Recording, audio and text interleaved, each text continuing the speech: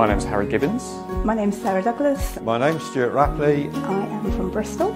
Ellen. Manchester. I am doing an online PhD. A research master's. Postgraduate researcher here at University of Aberdeen. Working through the Centre for Autism and Theology.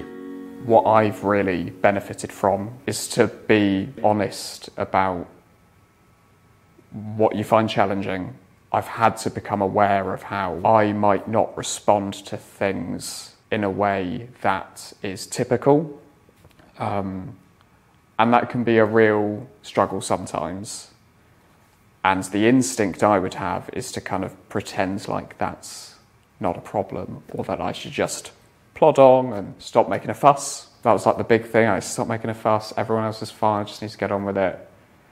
But actually being able to reflect on what I find challenging and to understand that it is actually all right to be challenged and to recognise where I might need to be more honest with myself has been reflected in the work I'm producing as well, in that I think I've been able to be a more confident writer, a more confident speaker, because I accepted that part of myself as being autistic.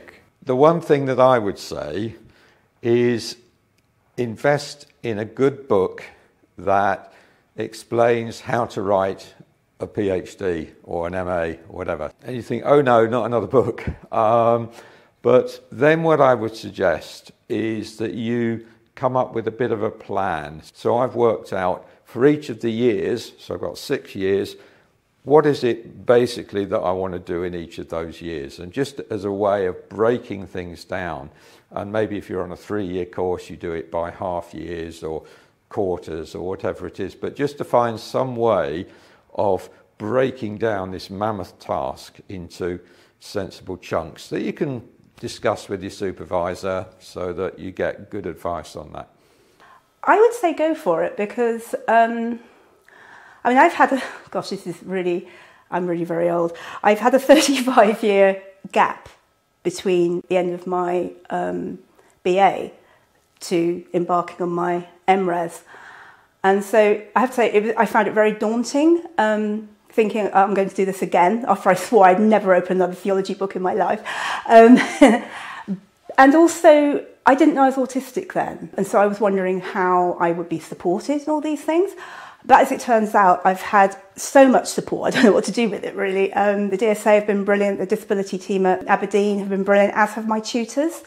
So I do feel very sort of like, surrounded by a lot of support to be able to do this thing. Because coming back into academia after 35 years it's a completely different landscape. I would say with all that, I'm still getting a huge amount out of doing what I'm doing. I'm so glad I've done it. So if people are concerned that somehow because of all the things that they're dealing with, they won't be able to do this, then I hope this could reassure them. So far, I'm really enjoying it.